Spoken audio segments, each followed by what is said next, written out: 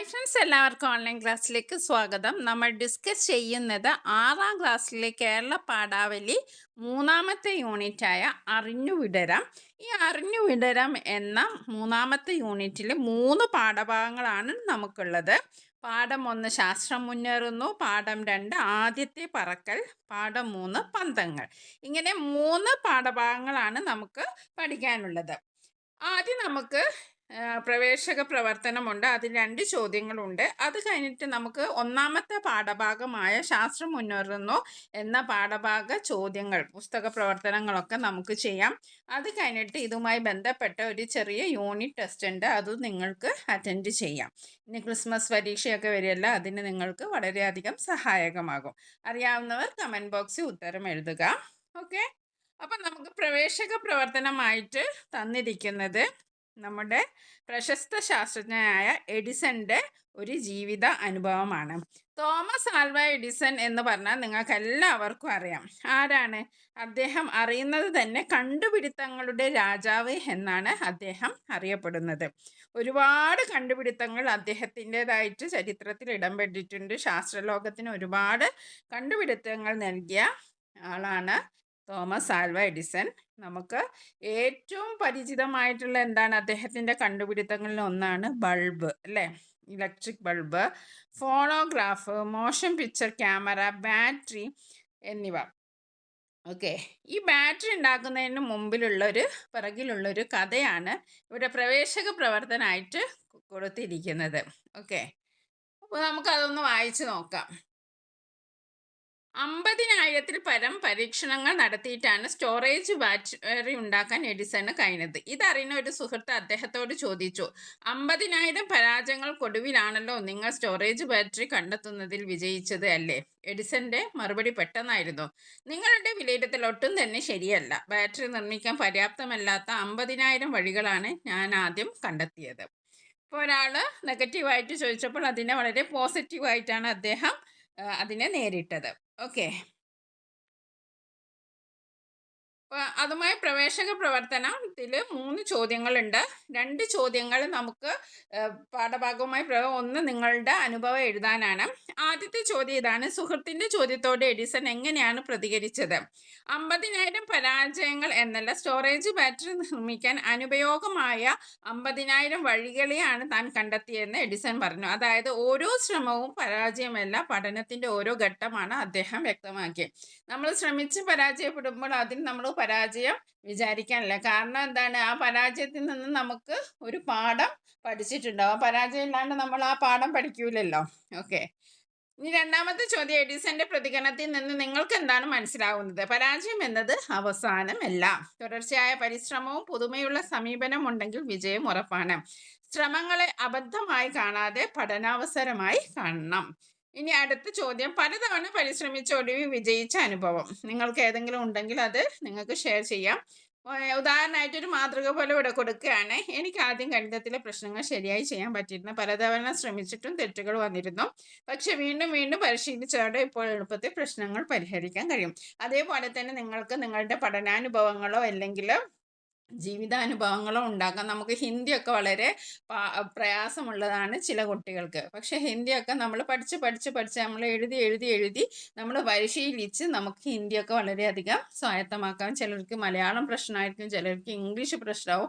അപ്പോൾ അത്തരം പ്രശ്നമുള്ളവരൊന്നും വിഷമിക്കേണ്ട ആവശ്യമില്ല. നമ്മളിങ്ങനെ പരിശീലനം ചെയ്ത് നമുക്കത് സ്വായത്തമാക്കാം.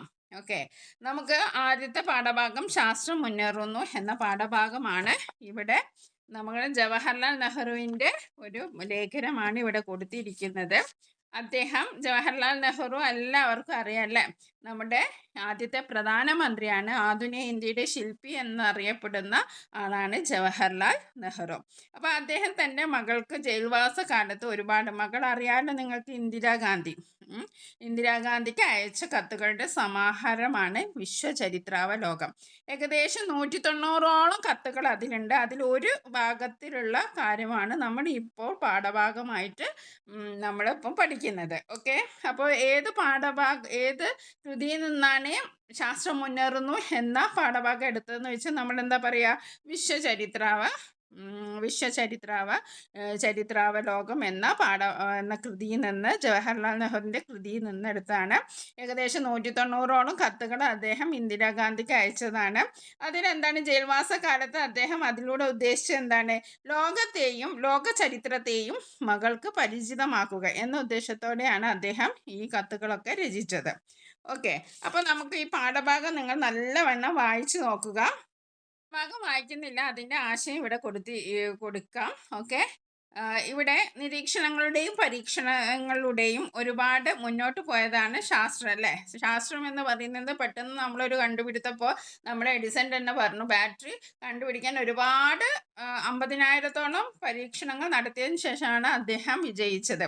അങ്ങനെ ഒരുപാട് പരിശ്രമങ്ങളുടെയും ഒരുപാട് അന്വേഷണങ്ങളുടെയും നിരീക്ഷണങ്ങളുടെയും ഭാഗമായിട്ടാണ് നമ്മൾ ഓരോ കണ്ടുപിടുത്തങ്ങളും നമ്മൾ കണ്ടുപിടിക്കുന്നത്, ഓരോ ശാസ്ത്രജ്ഞന്മാരും കണ്ടുപിടിക്കുന്നത്. ഓക്കെ, അപ്പോൾ നാം ഇന്ന് കാണുന്ന എല്ലാ സൗകര്യങ്ങളും, നമ്മുടെ വീട്ടിലെ എല്ലാ സൗകര്യവും ഉണ്ടല്ലേ? TV ഉണ്ട്, ഫോണുണ്ട്, മൊബൈൽ ഫോണുണ്ട്. ഇപ്പോൾ നമ്മൾ മൊബൈൽ ഫോണിലൂടെ ക്ലാസ്സുകൾ നമ്മുടെ വീട്ടിലിരുന്ന് നമ്മൾ കാണുന്നു, അല്ലേ? ഇൻ്റർനെറ്റ്, അങ്ങനെ ഒരുപാട് സൗകര്യങ്ങൾ ഇന്ന് നമുക്ക് കാണുന്നുണ്ട്, അല്ലേ? നമ്മുടെ അച്ഛനും അമ്മയുടെ കാലഘട്ടം അപേക്ഷിച്ച് നോക്കിയിട്ട് ഇപ്പോഴത്തെ കാലഘട്ടത്തിൽ ഒരുപാട് ശാസ്ത്രീയമായിട്ട് ഒരുപാട് മുന്നോട്ട് പോയിട്ടുണ്ട്. അപ്പോൾ ഇതൊക്കെ എന്താണ്, പല കാലത്ത് നടന്ന കണ്ടുപിടുത്തങ്ങളുടെ പരീക്ഷണങ്ങളുടെ ഫലമാണ് നാം ഇന്ന് അനുഭവിക്കുന്നത്, അല്ലേ?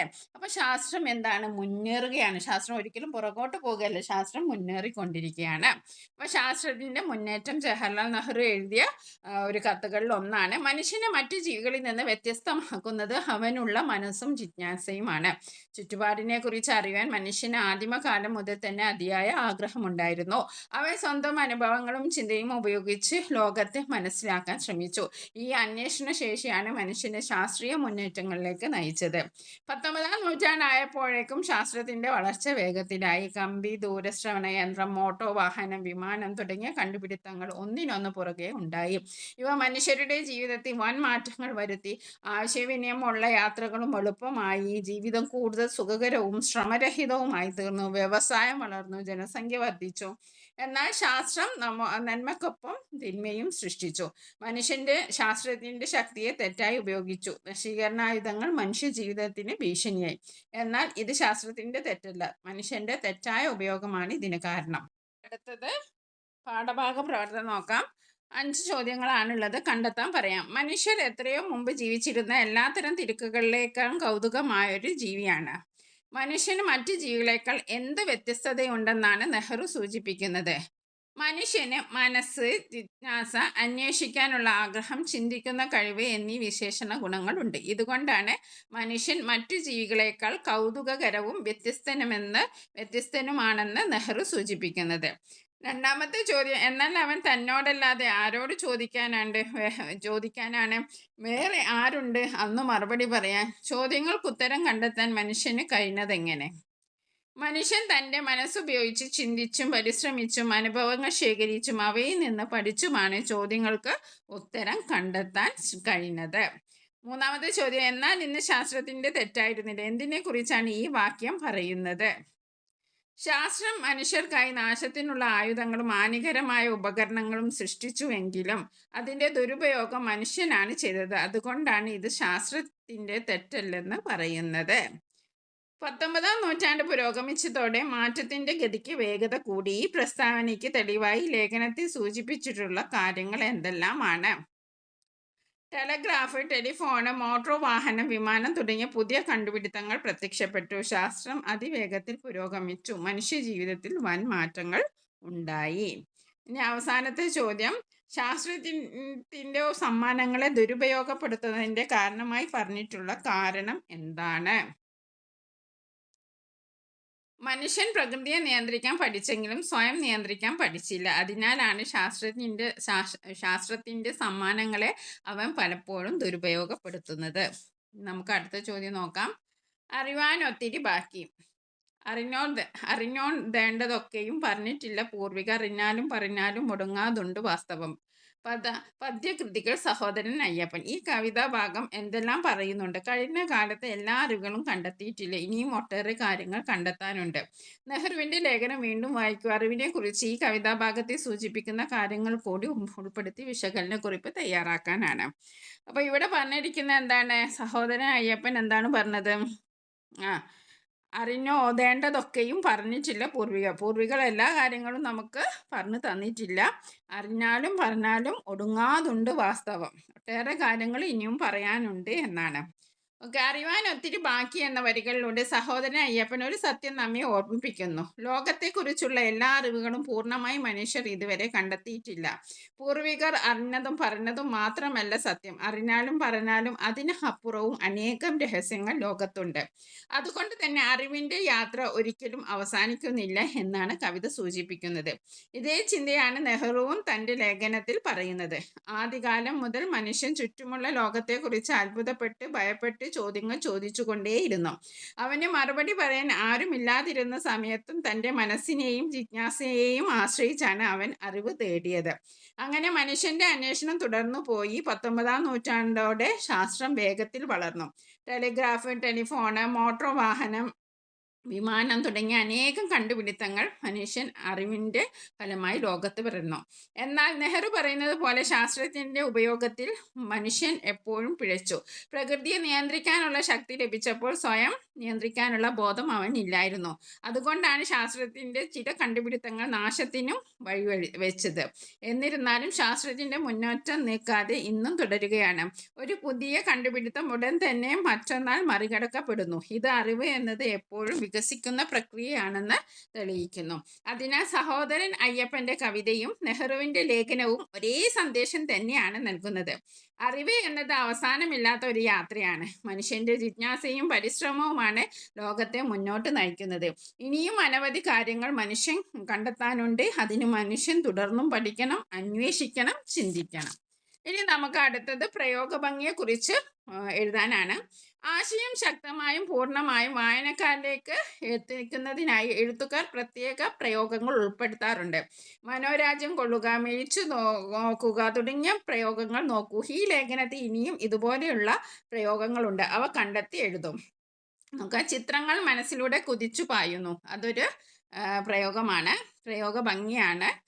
അറിയാതെ മനോരാജ്യം കൊള്ളുക. ഓക്കെ, ചുറ്റുപാടും മിഴിച്ചു നോക്കുക. അന്വേഷണം ആരംഭിച്ചു. കണ്ടുപിടുത്തങ്ങളുടെ ഘോഷയാത്ര കണ്ണഞ്ചിപ്പിച്ചു.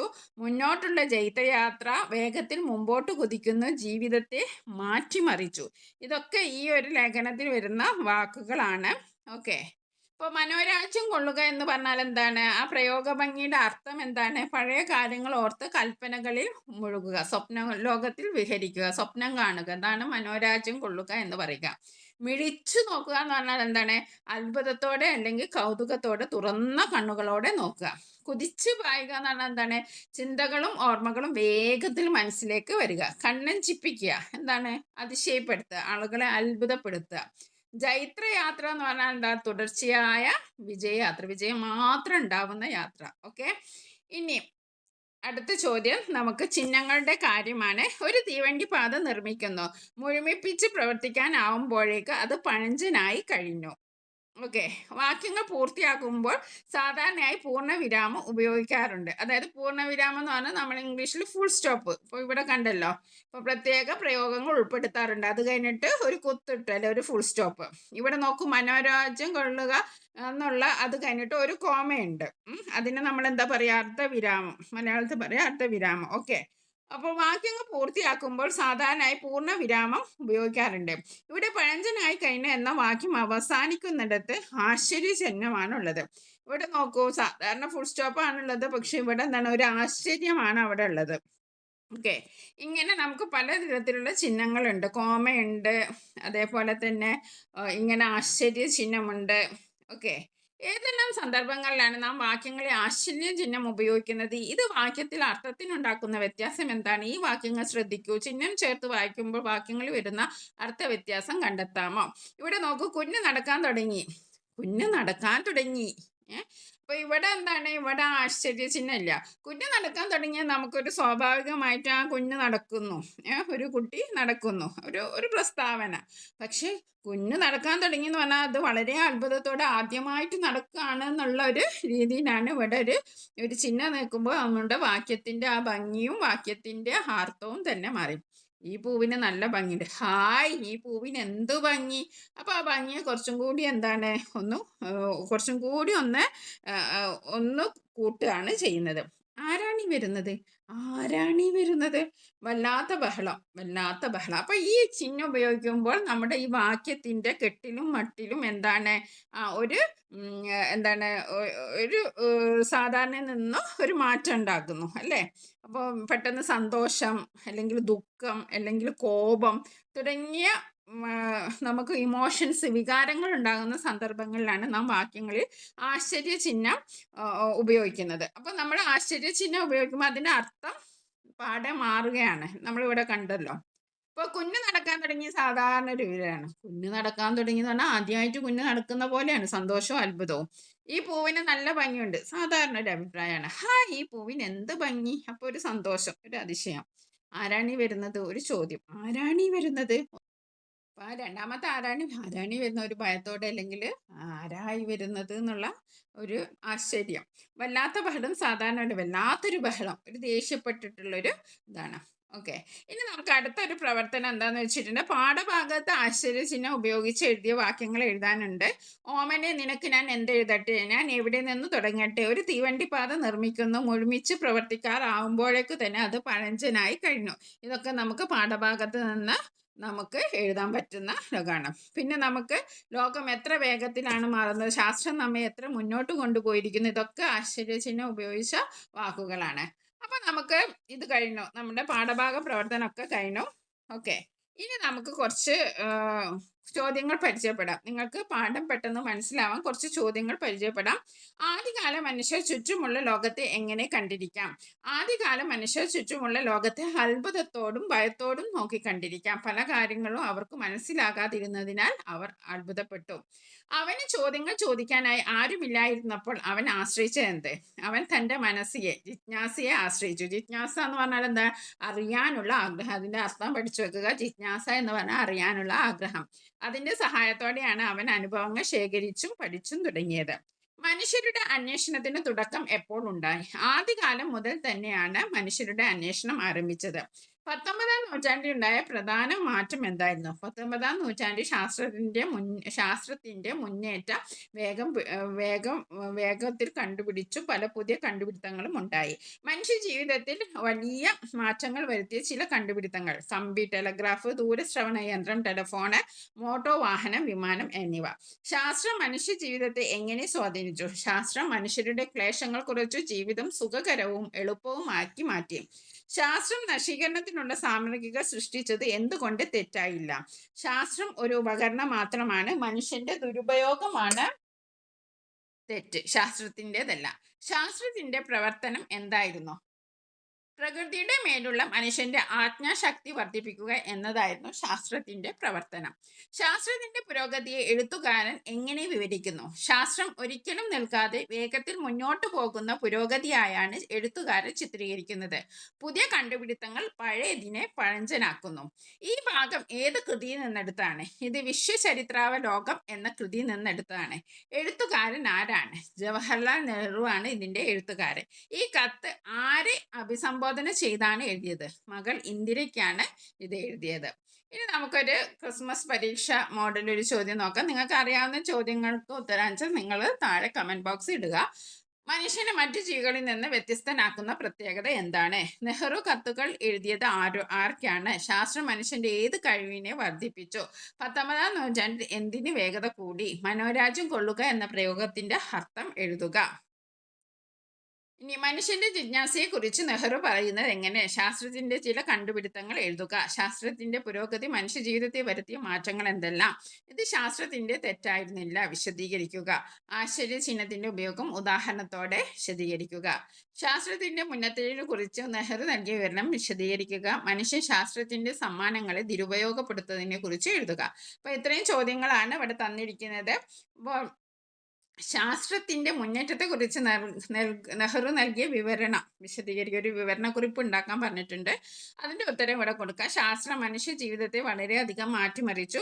ഒരു 150 വർഷങ്ങൾക്കുള്ളിൽ ആയിരക്കണക്കിന് വർഷങ്ങളിൽ ഉണ്ടായിരുന്ന പുരോഗതിയേക്കാളും കൂടുതൽ മുന്നേറ്റം ശാസ്ത്രം വരുത്തി. യന്ത്രങ്ങൾ, ഗതാഗത സൗകര്യങ്ങൾ, ആരോഗ്യ സംരക്ഷണം, ആശയവിനിമയം എന്നിവയിലുണ്ടായ വിപ്ലവകരമായ മാറ്റങ്ങൾ മനുഷ്യ ജീവിതം സുഖകരമാക്കി. ഈ പുരോഗതി ഇന്നും തുടർന്നുകൊണ്ടേയിരിക്കുന്നു. ഇനി മനുഷ്യ ശാസ്ത്രത്തിൻ്റെ സമ്മാനങ്ങളെ എങ്ങനെ ദുരുപയോഗപ്പെടുത്തി? ശാസ്ത്രം നശീകരണത്തിനുള്ള ആയുധങ്ങളും മനുഷ്യൻ നൽകി. മനുഷ്യൻ തൻ്റെ ആഗ്രഹങ്ങൾ നിറവേറ്റുന്നതിനും അധികാരം നേടുന്നതിനുമായുള്ള ശാസ്ത്രീയ കണ്ടുപിടുത്തങ്ങളെ തെറ്റായി ഉപയോഗിച്ചു. ആണവായുധം, യുദ്ധസാധനങ്ങൾ തുടങ്ങിയവ ഇതിനു ഉദാഹരണമാണ്. ഇനി ശരിയായ അർത്ഥം എഴുതുക. ജൈത്രയാത്ര, ജിജ്ഞാസ, നൂതനം, ദൂരശ്രവണ യന്ത്രം, നിരവസാനമായ. ഇതിൻ്റെ അർത്ഥം എന്താണ്? ജൈത്രയാത്ര എന്ന് പറഞ്ഞാൽ വിജയയാത്ര, ജിജ്ഞാസ എന്ന് പറയാൻ അറിയാനുള്ള ആഗ്രഹം, നൂതനം എന്ന് പറഞ്ഞാൽ എന്താ, പുതിയത്, ദൂരശ്രവണ യന്ത്രം ദൂരത്ത് നിന്ന് സംസാരിക്കുന്ന യന്ത്രം, നിരവസാനമായ എന്ന് പറഞ്ഞാൽ അവസാനമില്ലാത്ത. ഇനി മനോരാജ്യം കൊള്ളുക, മിഴിച്ചു കൊള്ളുക, ജൈത്രയാത്ര, നിരവസാനമായ ഘോഷയാത്ര, ഇതിൻ്റെയൊക്കെ നമ്മൾ അർത്ഥം നമ്മൾ നേരത്തെ പറഞ്ഞതാണ്. ഓക്കെ, ഇനി നമുക്ക് അടുത്ത വീഡിയോയിൽ വീണ്ടും കാണാം. താങ്ക്